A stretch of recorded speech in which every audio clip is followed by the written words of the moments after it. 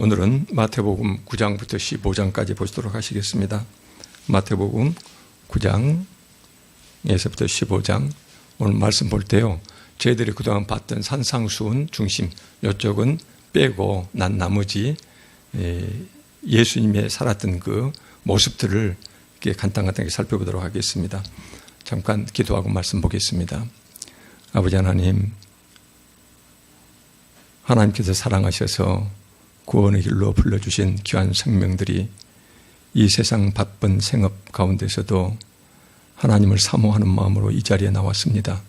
하나님, 어떤 모습을 하고 나왔든지 이 순간 우리는 살아계신 아버지 하나님을 뵙는 자리이오니 우리 온 몸과 마음을 다해 하나님만 바라보며 이제 기록된 성경 말씀, 아버지를 통해서 선포된 이 말씀을 우리가 두려움과 떨림으로 대할 수 있도록, 그래서 이 말씀이 우리를 온전히 변화시킬 수 있도록 하나님 귀한 시간으로 은총 내려 주시옵소서.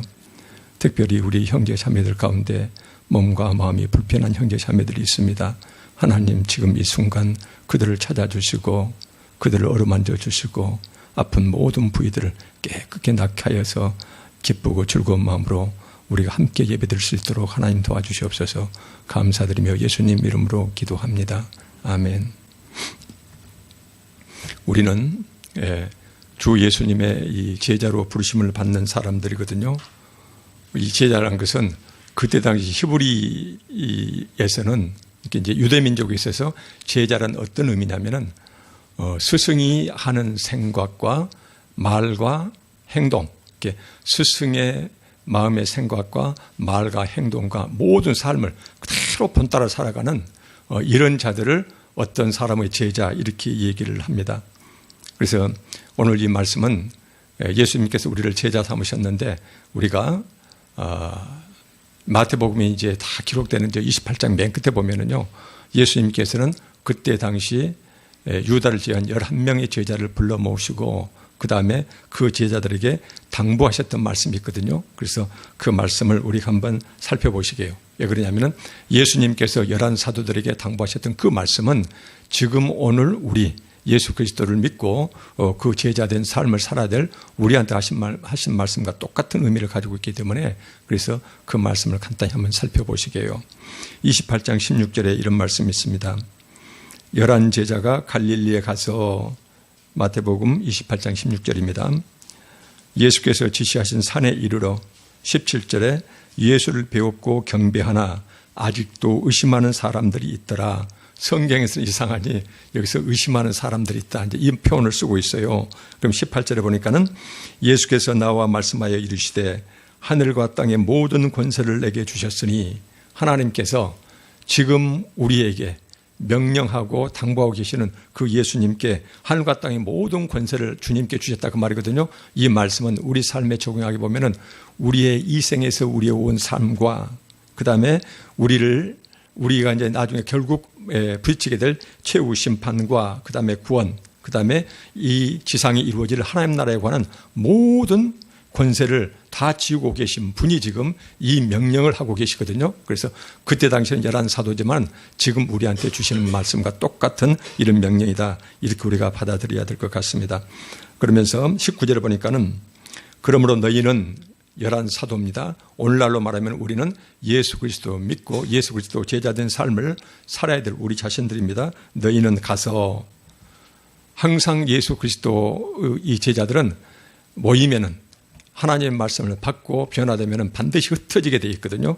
이런 것들이 11 제자가 똑같이 그랬었죠. 그래서 11 제자가 저그 남쪽으로는 인도까지, 그 다음에 유럽 저쪽으로는 스페인까지 온 그 11명의 제자들이 사방으로 흩어져 가게 됐습니다. 그래서 너희는 가서 모든 민족을 제자로 삼아, 모든 민족을 제자로 삼으라는 겁니다.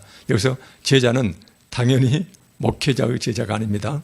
예수 그리스도의 제자를 말씀하십니다. 그래서 이것을 쉽게 풀었으면요, 너희는 가서 모든 민족을 내 제자로 만들라, 그 말씀입니다. 지금 예수 그리스도의 제자로 만들라. 그래서 혹시라도 할 때 우리는 다 똑같이 목회자고 실은 평신도란 말 자체가 없거든요. 우리는 모두 다 하나님 앞에 일렬로 서 있는 똑같은 그 위치거든요. 그래서 하나님과 평신도 사이에 중간에 낀 자는 없습니다. 그래서 여기서는 모든 민족을 제자로 삼으라는 것은 세상 모든 사람을 너희와 똑같은 예수 그리스도의 제자로 만들어서, 보니까는 아버지와 아들과 성령의 이름으로 세례를 베풀고, 세례 의미는 여러 가지가 있습니다. 그런데 이 세례라는 것은 결국은 구원받은 백성으로서 사망의 길에서 생명의 길로 들어선 자를 말씀을 합니다. 그 다음에 또 하나는 뭐냐면은 교회의 일원이 된 자.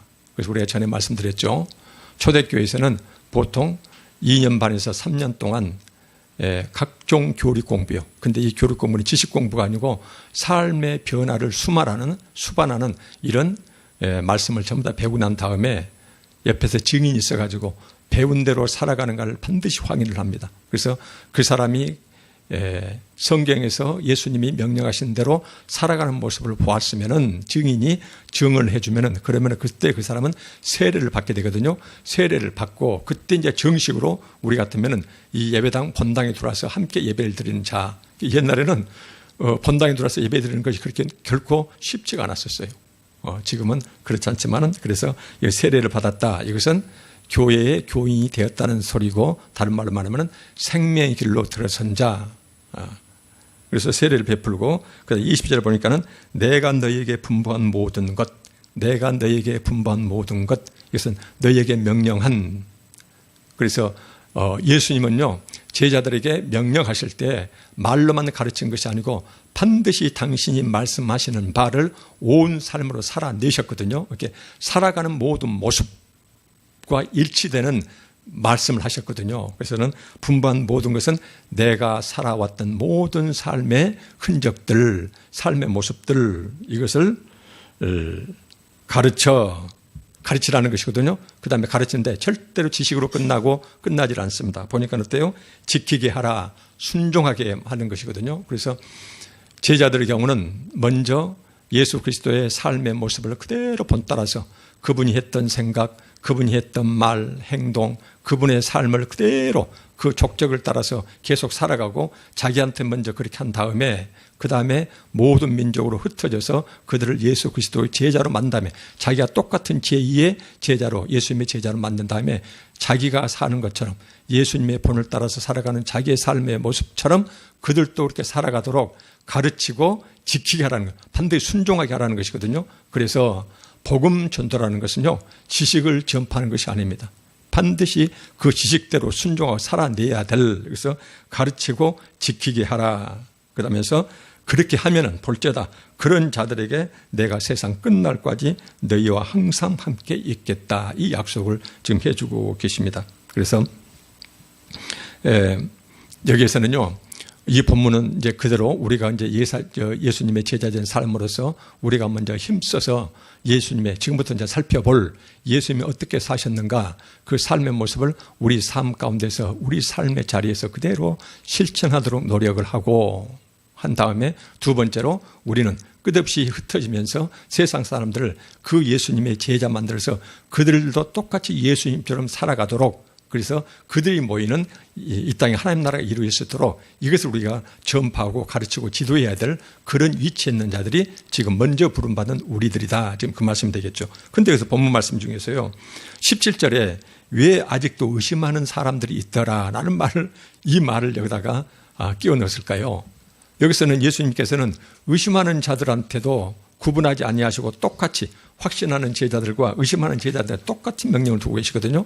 근데 이제 우리가 이것을 일부러 말을 한다면요, 예수님은 지금 당장은 예수 그리스도가 한 번 죽은 사람이 어떻게 저렇게 살아나서 부활체로 자기들 만나서 일일이 당부하고, 그 다음에 120명 모였는데 성령이 내리게 하시고, 그러면서 모든 사람들을 보고 있는 데서 하늘로 승천해 가고, 이런 건 믿을 수가 없어요. 눈으로 보면서도 믿을 수가 없어요. 그래서 눈으로 보면서도 예수님의 부활을 제대로 믿지 못하는 제자들이 있는데, 이 제자들에게도 똑같은 명령을 하십니다. 너희들은 세상 가운데 흩어져서 내 삶을 본받고, 그 다음에 모든 세상 민족을 내 제자로 삼아서 그들도 똑같이 내 삶을 본받도록 만들어라. 이 말씀하고 계시거든요. 근데요, 이후에 실은 의심했던 제자들도 11 제자들이 전부 다 어떻게 됩니까? 온 세상을 흩어져서 나중에 보면은요, 인도에서 살가죽이 벗겨져서 죽은 이런 사람, 그 다음에 십자가에 죽은 사람, 화형당한 사람. 그래갖고는 이 11제자 중에서 사도 요한만 빼놓고 사도 요한만 장수를 했거든요. 요한계시록을 이제 작성했던 그 나머지 제자들은 전승에 따르면 아주 혹독한 죽음을 당했던 사람들이거든요. 근데 이 제자 중에 일부가 여기서는 아직도 의심한 사람이었거든요. 근데 여기서 하나님의 예수님께서 세상 이렇게 하늘로 승천하기 전에 제자들에게 아주 굉장히 중요한 두 가지 사건이 실은 있습니다. 여기 마태복음 나오진 않지만 누가복음 24장 45절에 이런 말씀이 있습니다. 이에 그들의 마음을 열어 성경을 깨닫게 하시고, 예수님 앞에 모여있는 그 제자들에게 그들의 마음을 열어서 성경을 깨닫게 하셨다라는 이 말씀이 하나 있거든요. 또 하나는 어쩝니까? 요한복음 14장 16절에 이전에 예수님께서 뭐라고 말씀하셨냐면은 내가 아버지께 구하겠으니 그가 또 다른 보혜사를 너희에게 주사 영원토록 너희와 함께 있게 하리니, 이 말씀을 하세요. 그래서 첫째는 예수님께서 이 세상에서 부활 승천하신 후에 부활 승천하시면서 주셨던 것이 뭐냐면은 제자들의 마음을 위해서 성경을 깨닫게 하셨다라는 말씀하고, 두 번째는 예수님이 이 세상에 당신 외에 또 다른 보혜사 성령님을 보내서 너희들을 돕게 하겠다. 그래서 마음을 열어 성경을 깨닫게 된 사건과 그 다음에 성령님이 그들 마음속에 들어와 계신 것, 이 두 가지 때문에 제자들은 어때요? 의심했던 제자들도 철저히 예수 그리스도를 전파하는데 목숨을 걸었던 이런 자들로 변화가 됩니다. 그래서 이제 또 다른 보혜사, 참고로 또 다른 보혜사, 이것은 저 신천지 교주는 자기가 또 다른 보혜사라고 좀 하고 있죠. 그 다음에 하나님의 교회 그 교주 안산홍, 그 사람도 자기도 또 다른 보혜사라고 그렇게 주장을 했거든요. 그런데 성경의 또 다른 보혜사는요, 예수님 당신 자체가 보혜사라는 의미가 돕는 자를 말하거든요. 그래서 예수님 자체가 그때 우리를 돕는 자로서 보혜사로 이제 생각하시고, 그 다음에 내가 세상을 떠나면은 너희들을 혼자 내버려두지 아니하고 아버지께로 부탁해서 하나님으로부터 나온 성령께서 예수 그리스도를 거쳐서 우리에게 임하시는 것, 이제 성령 하나님이요. 삼위일체 하나님, 삼위 하나님, 이 성령 하나님을 또 다른 보혜사 이렇게 하고 있거든요. 그런데 이제 성경을 자기 욕심대로 풀이한 사람들은, 이단들은 이 또 다른 보혜사가 예수님 따로 있고 원래 보혜사는 성령님이고 또 다른 보혜사는 바로 나다 이렇게 하는데 전혀 그렇지가 않습니다. 예수님 당신 자체가 보혜사였거든요. 그때 당시에 육신으로 계신 보혜사였고, 그분이 올라가시면서 예수님을 통해서 우리한테는 또 다른 보혜사 성령님이 오신, 그래서 여기서는 또 다른 보혜사는 성령을 말씀하시고, 이거 이제 사도행전에서 성령 강림 사건이 이제 그대로 일어나죠. 이제 그 사건입니다. 그래서 이렇게 두 가지 사건이요. 마음을 열어 성경을 깨닫게 하셨다. 그래서 하나님 말씀 앞에 열린 마음으로 그 말씀이 깨달은 자는 얼마나 놀랍게 변하는지, 그 다음에 이런 자들에게 하나님이 성령이 임하시는데, 그래서 마음이 열어 성경이 깨닫게 되고 들어오신 성령께서 우리의 삶을 인도해 가시면은 이렇게 놀라운 11제자처럼 예수님의 삶을 그대로 본받고 더 나아가서 목숨을 버리면서까지 예수님을 증거했던 이런 모습으로 이제 변화가 되어 갑니다. 그래서 이제 우리들은 이 본 말씀을 통해서 지금부터 우리는 이런 식으로 예수 그리스도 삶으로 보여주셨던 그 예수님의 모습이 어떤 모습인지를 우리가 쭉 한번 살펴보고, 그래서 우리는 이 삶을 살아야 되고, 그 다음에 이렇게 살아내면서 세상 사람들에게 예수님의 제자가 되도록 우리는 그들을 가르치고 그 다음에 지키게 해야 될, 순종해야 될 그 내용이 무엇인가를 지금 살펴보시게요.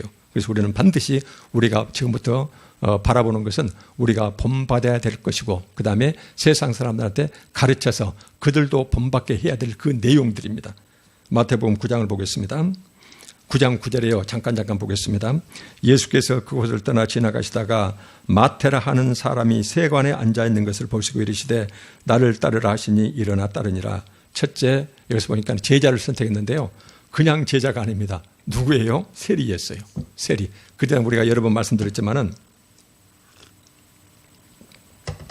그때 당시에 세리라는 것은 말하자면 일제 앞잡이와 똑같은 의미였다고 그랬죠. 그래서 모든 유대 민족에게서 손가락질 받고 아주 죄인 중에 죄인 취급받는, 그래서 옆자리에 앉지도 않고 함께 이렇게 친교 나눌 수도 없는 그 세리를 세상에 예수님 당신의 제자로 지금 부르신 것이에요. 그래서 예수님께서 제자를 부르실 때에 소위 세상적인 기준이나 세상의 평판을 전혀 생각지 않고 하여튼 예수님은 이렇게 당신의 주관대로 제자를 선택하셨는데 세상 기준을 따르는 것이 아니었다라는 것이거든요. 그래서 이것도 이제 파격이죠. 그래서 이런 파격이 있고요. 또 한자는 뭐냐면은 10절을 보니까는 예수께서 마태의 집에 앉아 음식을 잡수실 때에 많은 세리와 죄인들이 와서 예수와 그의 제자들께 함께 앉았다. 그래서 우리는 이제 평범한 내용일 줄 모르지만 그때 당시는 아주 굉장한 파격이었습니다. 왜 그러냐면 11절 보니까요.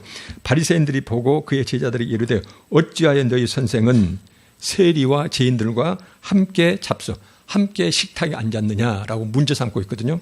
그때 당시에 유대 사이에서 특히 이제 중동 지방에서는요. 식탁 교제라는 것이 지금과 전혀 다른 세상이었습니다. 굉장히 엄격한 의미를 가지고 있었거든요. 사람을 엄청 가려요. 지금도 그런다면서요. 유대 이 전통 의식에 철저히 접은 사람들은 비행기를 타면서도요, 비행기에서 기내식을 먹을 때도 옆자리에 있는 사람이 같은 유대인이 아니면은 음식 먹는데 굉장히 이렇게 조심하는 것이 많답니다. 그래서 유대인들에게는 전통적으로 식탁 교제가 굉장히 중요한데, 그래서는 왜 그러냐면요, 유대인들은 이렇게 생각합니다. 음식이라는 것은 그 사람의 생명을 유지하는 생명 유지의 핵심이거든요. 이렇게 우리 생명의 핵심이 되는 것을 어떤 사람과 함께 나눈다는 것은, 그래서 음식 나누는 이것을 굉장히 큰 의미를 생각해요. 그래가지고 음식을 함께 나눈다는 건 뭐냐면은 상호 간에 서로 인정한다는 것, 우정을 나눈다는 것, 그 다음에 평화와 사랑을 함께 나눈다는 것. 그러면서 우리는 한 몸이다, 하나의 언약 공동체라, 이런 의식이 철저해요. 그래서 그때 당시 유대인들의 경우는요, 철저히 자기들끼리만 앉아서 식탁을 했지 이방인들 또는 죄인들하고는 전혀 옆에 식탁에 앉아있지는 않아요. 그건 자기들의 오랜 전통이었거든요. 그런데 세상에 예수님께서 하나님의 아들이시라는 분이 모든 사람들이 바리새인이 보고 있는 그 자리에서 전혀 개의치 않으시고 세리와 죄인들하고 함께 앉아서 식탁 교제를 나누셨다는 것이거든요. 이것도 이제 파격입니다. 이 말은 예수 그리스도의 제자들은 세상 사람들을 접할 때에 세상 사람들의 평판 보고 세상 사람들이 인정받기 위해서 사람을 취사 선택한 것이 아니고, 어때요? 그때 당시에 세리나 죄인들은 굉장히 불쌍한 사람들이었거든요. 그 사이에서 온 전국적 왕따들이었어요. 그런데 이런 사람들을 가까이 두셨다는 것이거든요. 그 다음에 당신의 제자도 세상 평판을 전혀 고려하지 아니하고 온 유대인들이 다 미워하는 그런 세리를 자기 제자로 이렇게 선택하셨다. 이것을 성경에서 꾸역꾸역 지금 어때요? 기록을 놓고 있는 것이에요. 주님이 세상에 오셔가지고 당신의 삶의 자리에서 살아내시는 이 방법이나 모습이 세상 사람들 전혀 다른데 초점은 뭐예요? 온 세상 사람으로부터 손가락질 받고 미움받고 말하자면 이 소외당한 이런 사람들을 그분은 가까이 부르셨다는 것이거든요. 마태복음 10장에 보니까는요, 10장 20절이에요. 12해 동안이나 혈루증으로 앓는 여자가 예수 뒤로 와서 그 옷 겉옷가를 만지니, 그때 당시에 소위 랍비라는 말씀을 듣는, 칭함을 받는 유대 선생들은 절대로 밖에 나가면은 자기 부인 외에는 여자들하고 말을 섞어서는 안 돼요. 말을 섞어서는 안 되고, 특히 혈루증은 그때 당시에 레위기 15장에 보면 혈루증은 부정한 병이었거든요. 절대로 같이 만지면 안 돼요. 그런데 이 혈루증 앓는 여자가 예수의 뒤로 와서 그 겉옷가를 만졌다. 엄청 이것은 아주 맞아 죽을 그런 큰 죄거든요. 그런데 예수님이 어때요? 따라 안심하라, 내 믿음이 너를 구원하였다 하시니 그 여자가 그 즉시 구원을 받았다. 그래서 그때 당시 유대 사이에 관습이나 전통으로 보면은 절대 일어날 수 없는 일을 전혀 개의치 아니하시고, 혈루증, 부정한 병이기 때문에 사람 근처에 갈 수가 없습니다. 낫기 전에는 갈 수가 없는데, 그런데 그 혈루증을 앓는 여자가 와서 당신의 겉옷을 만졌는데도, 엄청나게 큰 신뢰인데도 불구하고 전혀 개의치 아니하시고 낫게 하셨다는 것. 그 다음에 28절에 보니까는 예수께서 집에 들어가시면 맹인들이 그에게 나오거늘 예수께서 이르시되 내가 그러면서 그 눈을 만지시며 낫게 하셨다. 29절. 그래서 맹인들을 낫게 하시는 이 모습이 나와요. 그런데 여기서 나오는 혈루증이랄지, 그 다음에 맹인들 있잖아요. 맹인들이랄지, 그다음에 이제 예수님께서 소경들, 그다음에 절름발이, 문둥병자 이런 사람들 전부 고쳤다는 이런 말씀 쭉 나오거든요. 성경에서는 왜 일부러 이런 사람만 골라서 예수님이 이런 자를 고쳤다고 이렇게 말씀할까요? 예수님이 그때 살고 계셨던 그 당시 2000년 전 유대 사회에서는 어떤 격언이 있었냐면요. 이제 성경으로부터 이제 자기들 마음대로 만들어내는 자기들 이제 말이거든요. 절름발이, 소경, 문둥병자, 그 다음에 아이를 낳지 못하는 자, 그들은 죽은 자와 같다라는 격언이 있었답니다. 그래서 그때 당시에는 어쩌냐면은 절름발이, 소경, 문둥병자, 아이를 낳지 못한 자, 그 다음에 혈액종이 이제 부정한 병이기 때문에 당연한 것이고요. 이런 자들은 죽은 자와 똑같아 이렇게 취급을 받았어요. 그래서 이들은 더 이상 살아있다고 말할 가치가 없는 자들이었고 죽은 자들 그 자체였어요. 세상 어디에서도 받아들여지지 않고 철저하게 버림받은 자들을 여기서 말하는 절름발이, 소경, 문둥병자 전부 다 예수님이 가까이 하시고 고쳐주셨던 자들이거든요. 그런데 성경에서는 꼬박꼬박 이런 것을 다 기록하고 계세요. 그때 당시에. 그런데 이제 이 모습은 이렇게 절망에 빠져있던 자들이요. 온 세상으로부터 소외받고 버림받는 자들, 이런 자들을 예수님께서는 일부러라도 그런 사람을 꼬박꼬박 이런 자들을 가까이 나오게 하고 불쌍히 여기셨고 그 다음에 그들을 맞아들이셨고요. 자기한테 오면 절대로 거절하지 않고 맞아들이셨고 그 다음에 그들의 모든 고통의 원인 자체를 해결했다는 것이요. 원인 자체를 철저히 해결해 줬어요. 그 원인 자체를. 이런 모습을 보여주시거든요. 그러면서 마태복음 11장에서는 예수님이 뭐라고 말씀하세요? 여기서 이렇게 세상에서 버림받고 힘들고 죽은 자와 똑같은 자들, 어디 가서 하소연할 때도 없고 돈 받을 길도 없고 사람 취급받지 못했던, 그래서 주류 사회 편입도 못하고 외톨이로 지내야 했던 이런 사람들에 대해서 11장 28절에 수고하고 고생한단 말이죠. 무거운 짐진 자들아, 무거운 짐을 지고 허덕이는 자들아, 그 말씀이거든요. 수고하고 무거운 짐진 자들아 다 내게로 오라, 내가 너희를 편히 쉬게 하겠다.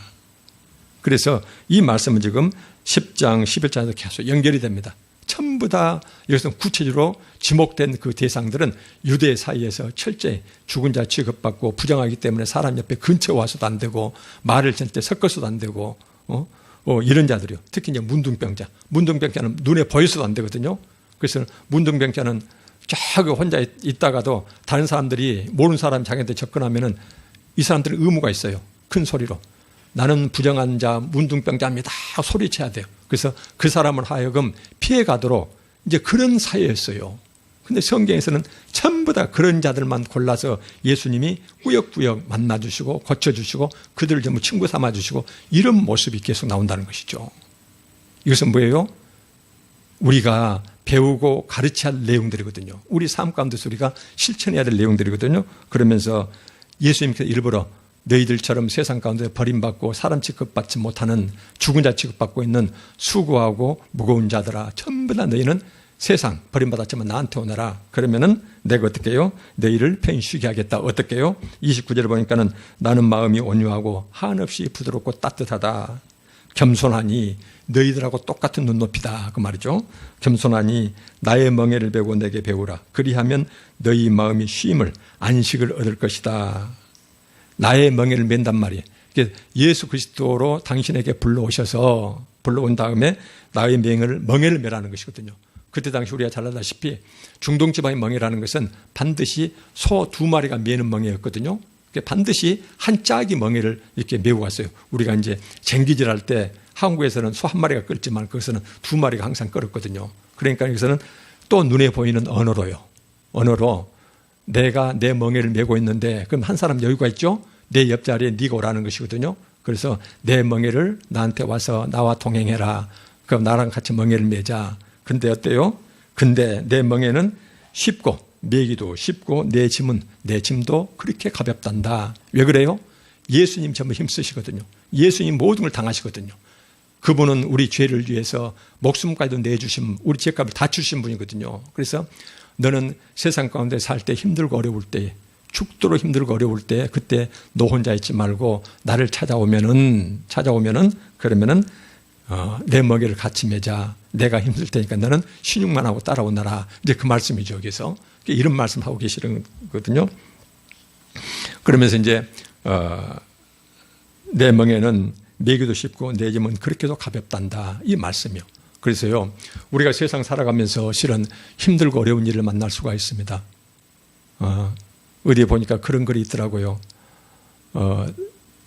세상에서 힘들고 어려운 일을 당해가지고 도저히 세상에 더 이상 버틸 재간이 없으면은, 그래서 바닥으로 계속 떨어지면은 세상 사람들은 자기 목숨을 버리지만 한 번이라도 예수 그리스도를 믿었던 사람, 그 다음에 예수 그리스도를 기억했던 사람들은 불행의 끝, 그 다음에 절망의 끝에서 가장 밑바닥에서 그때 극적으로 예수 그리스도를 만나는데, 그때 그분의 손길에 의해서 한꺼번에 그 낭떠러지로부터 위로 이렇게 솟구쳐 오른다. 큰 글을 한번 읽어본 적이 있어요.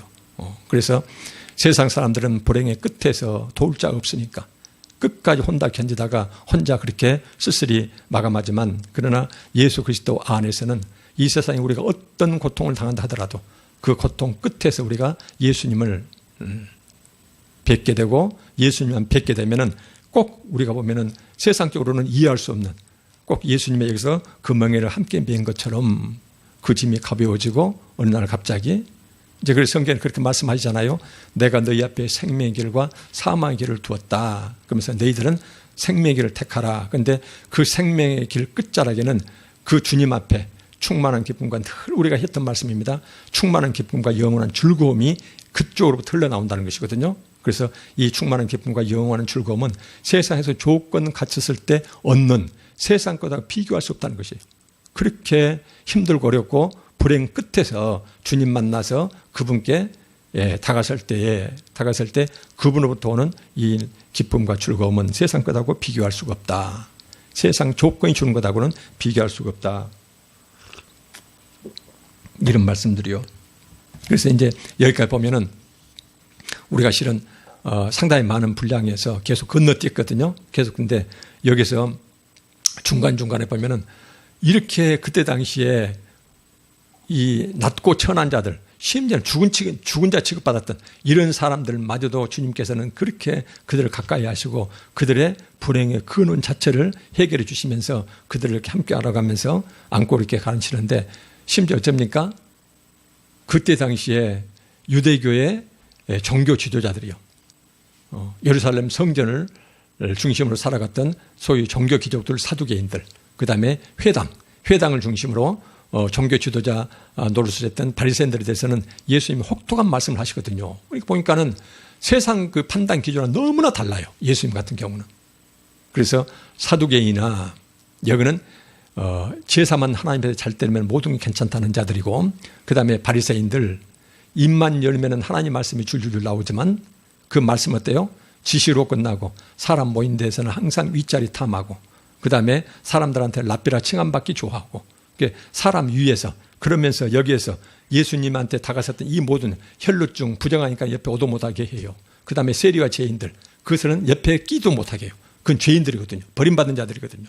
그래서 이런 자들, 맹인들, 그때 당시에 죽은 죄가 똑같으니까, 그래서 그런 자들은 돌아보지도 아니하고 자기들 종교 의식 속에서 떵떵거리며 살았던 자들, 그런 자들은 오히려 예수님께서는 혹독한 이런 말씀으로 그들에게 하셨다는 것이거든요. 그래서 예수님이 바라보는 그 눈길과 세상 사람들이 세상 속에서 판단하는 그 기준은 너무나도 달랐다는 것이에요.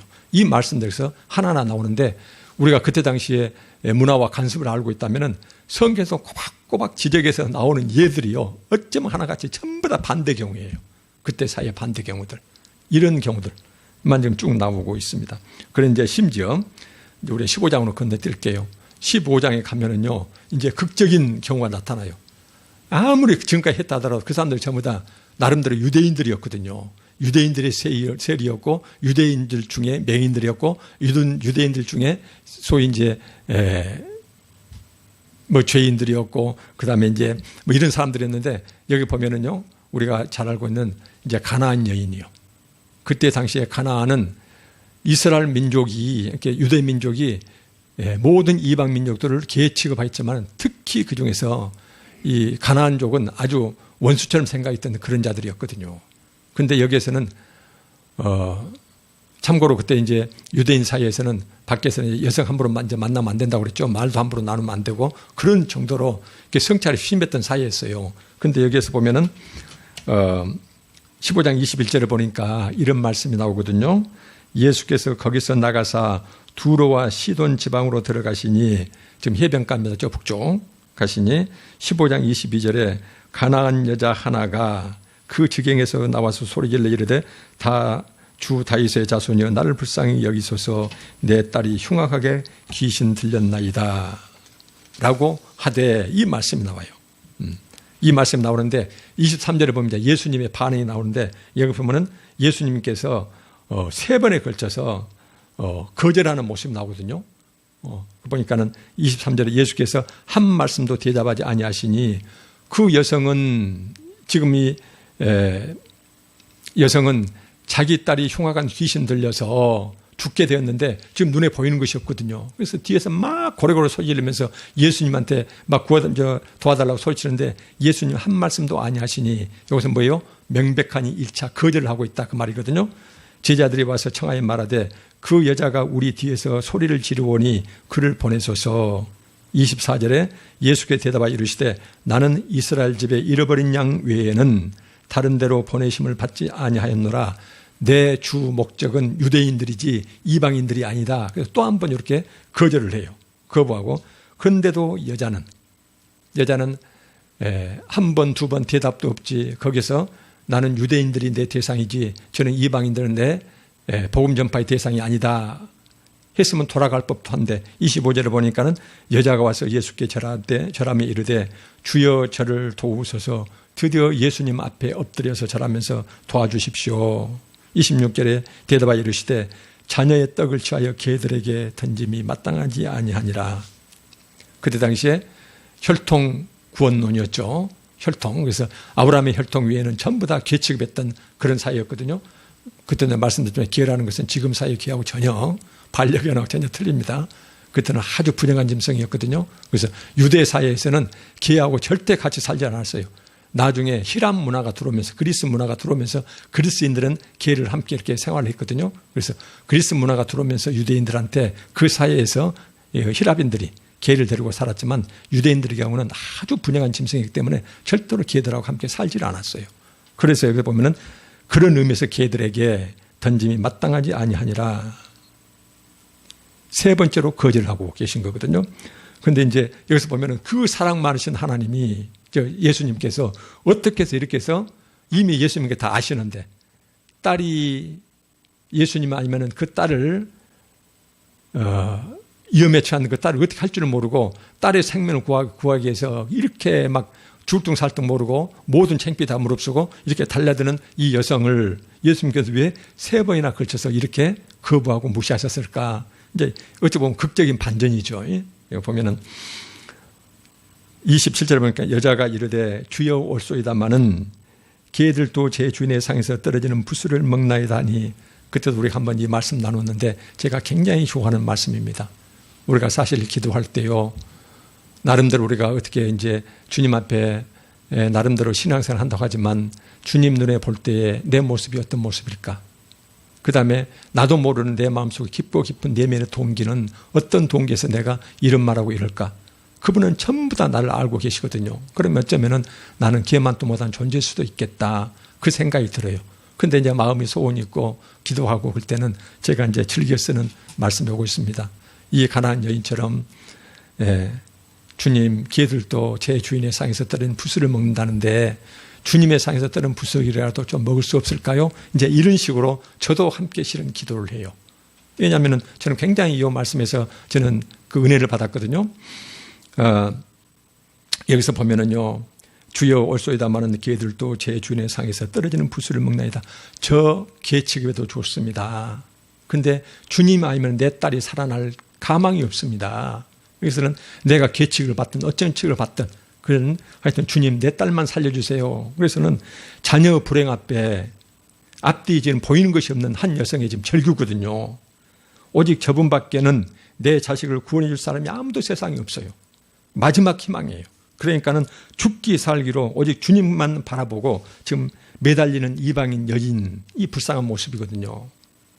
그래서 이방인 요 모습 우리가 몇 주 전에 봤던 그 말씀과 똑같은 말씀이죠. 우리가 고린도 그 지방의 그 죄악된 세상 가운데서 우리가 어떻게 하면은 내 신앙을 지켜낼 것인가. 그래서 신앙을 지켜낼 수 있는 방법을 바울 사도가 얘기해 줬는데 그게 뭐예요?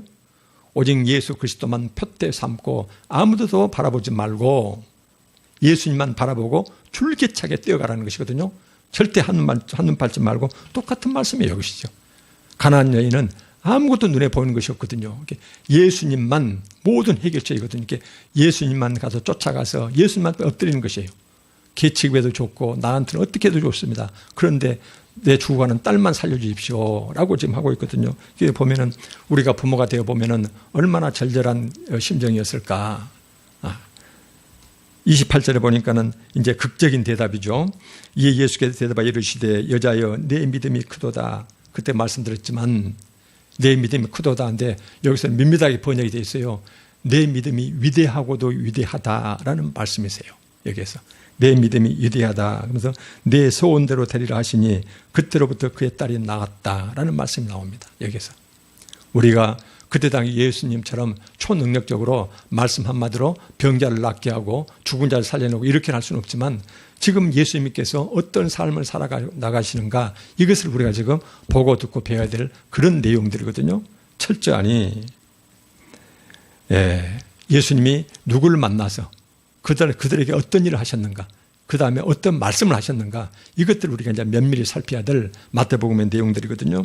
그래서 이제 우리는 실은 예수님의 삶을 본받아서 그대로 살아가야 할 한없이 예수님의 삶을 본을 받고 모방을 해가야 될 우리 구원받는 자 우리가 실은 예수님의 제자들이고 그 다음에 이런 삶을 우리도 모방해야 되고 모방이란보다는 이 삶을 부족하면 한없이 따라가야 되고 그 다음에 세상 사람들한테 이런 예수님을 증거할 때 반드시 예수님은 이런 분이셨기 때문에 당신도 이런 삶을 살아야 됩니다 라고 그들을 지도해야 될 우리 제자들한테 오늘 우리가 이제 살펴본 주님께서는 모습은 이런 모습이었다는 것이거든요. 그래서 오늘 마태복음에서 보듯이 예수님은 세상 수고와 모든 무거운 짐진 자들, 구체적으로 사람 취급도 받지 못했던 부정한 병자들이요, 혈루병 앓는 자들,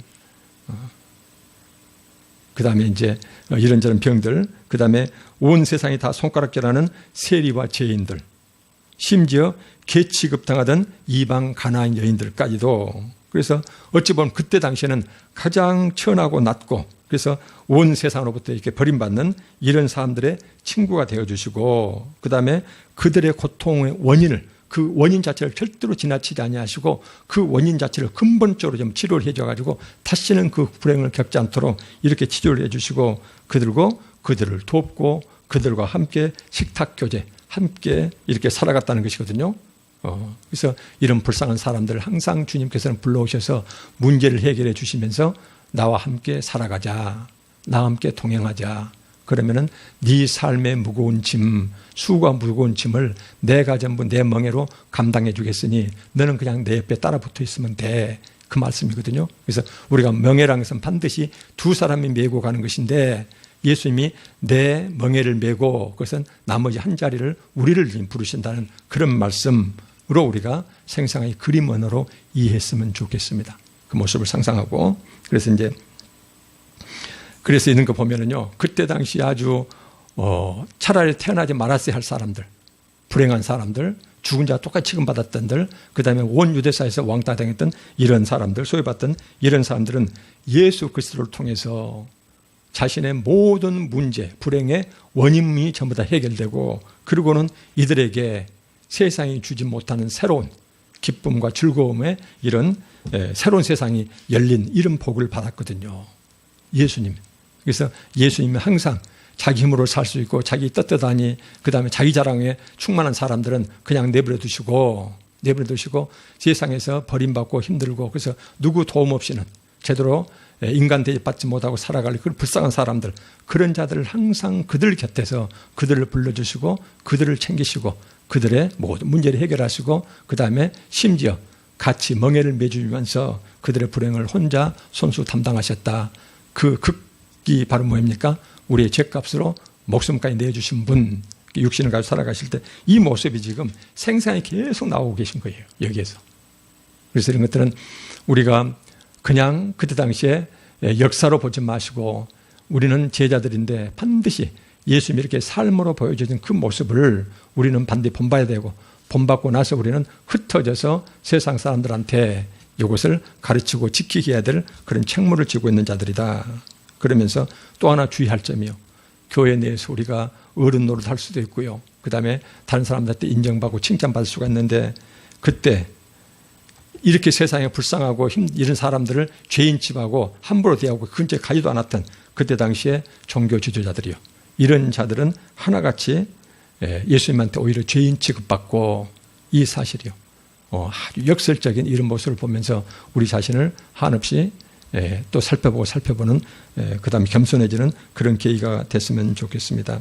그래서 이제 우리는 세상 가운데 불려나온 예수님의 제자들이거든요. 그래서 우리는 예수님 믿고 의지하는 중에 이런 삶을 예수님의 이런 삶들을 본받아야 되고 이런 삶이 뭐입니까? 남들이 가지 않는 그곳을 가는 것이거든요.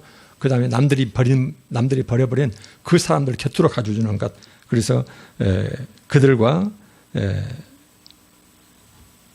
함께 옆에서 함께 울고 함께 즐거워하고 이런 삶으로는 어떻게든지 살아내면서 이런 삶의 모범을 우리는 우리의 삶의 자리에서 세상 가운데 드러내야 될 사람들이거든요. 그래서 우리는 세상과 빛과 소금처럼 살아가야 될 이렇게 이제 표현도 되고 그러죠. 그래서 우리는 지극히 작은 자 단 한 사람을 대상으로라도 그렇게 대하며 살도록 노력하는 우리 삶이 돼야 되겠죠. 우리가 세상을 다 그렇게 대할 수는 없죠.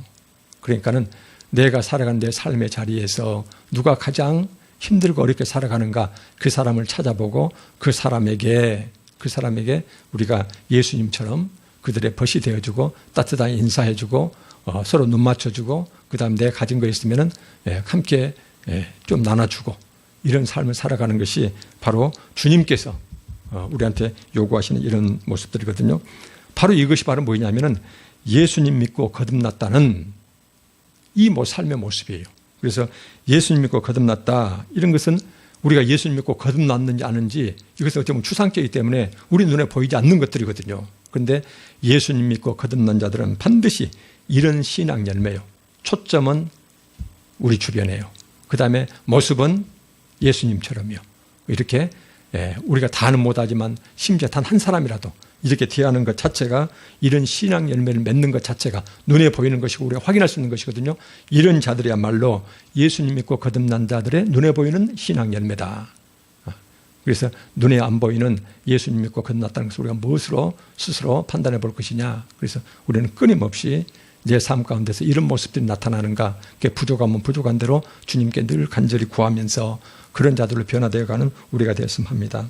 그래서 이제 우리는 다시 이제 전체 말씀을 맺으면은 우리는 이런 삶을 예수님으로부터 오늘 본문에서 나와 있듯이 예수님으로부터 이런 삶을 우리가 배우고 그 다음에 살아내고 그 다음에 이런 걸 가지고 세상에 흩어져서 가르치고 세상 사람도 이렇게 살도록 우리를 해야 될 그런 책무를 지고 가는 자들이 우리 제자들이다. 이렇게 보면 되겠습니다. 그래서 힘들더라도 지극히 작은 한 사람을 우리가 주변에서 끊임없이 한번 발견해 보게요. 그리고 그 사람들을 그렇게 대하는 것들.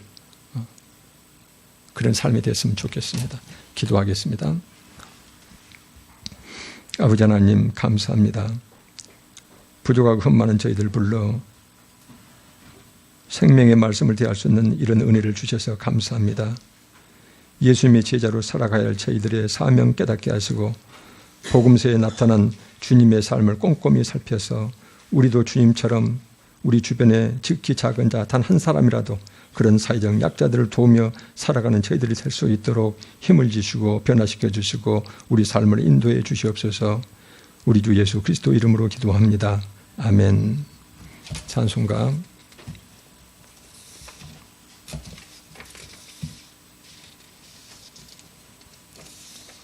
287장입니다.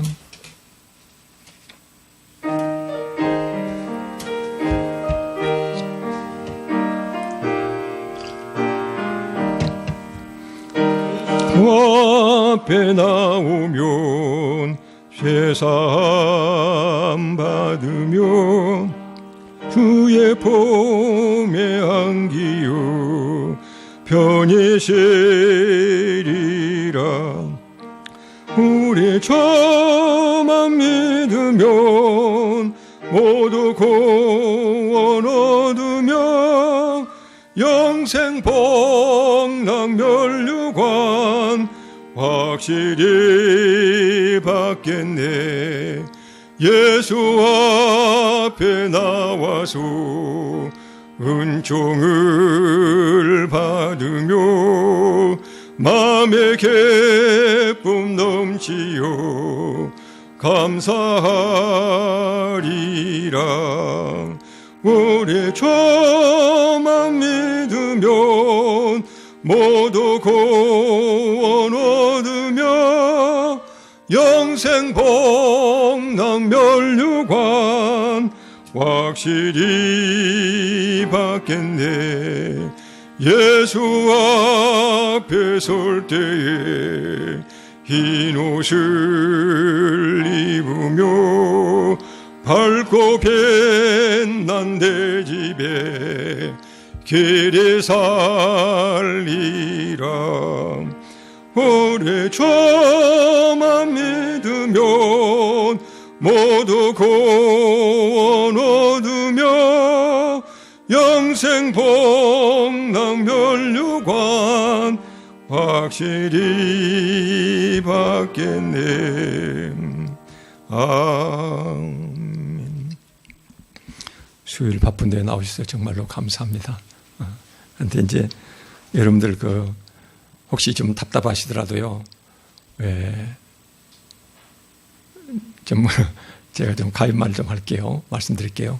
설교라는 것은 절대로 하나님에 대해서 말씀해야 되거든요. 우리가 배우고 또 배운 것, 학교에서도 그렇게 배웠지만은 유명한 신학자들, 그 다음에 이제 그 예언자들도 똑같고요. 그래서 심지어 대언자를 할 정도로 자기 말 절대로 붙이지 말고 예수님 말씀만 그대로 성경에 기록된 말씀만 전하라는 것이거든요. 그래서 여러분들 힘들더라도 사람 말 섞지 말고요. 제가 무식한데 여러분들한테 교훈하고 뭐 책망하고 막 훈계하고 저는 그럴 자격도 없지만은 전혀요. 그런 것이 아니거든요. 그래서 좀 여러분들 좀 상박하더라도 이것은 그 성경에 기록된 말씀이거든요. 그래서 하나님께서 지금 이 자리에서 우리한테 직접 해주신 말씀이다. 성경에 기록된 원문들이요. 이렇게 바라보면서 꼭 우리가 이 말씀들을 귀담아 듣고 마음에 새기는 그런 그 예배들이 됐으면 좋겠습니다. 주기도문으로 예배.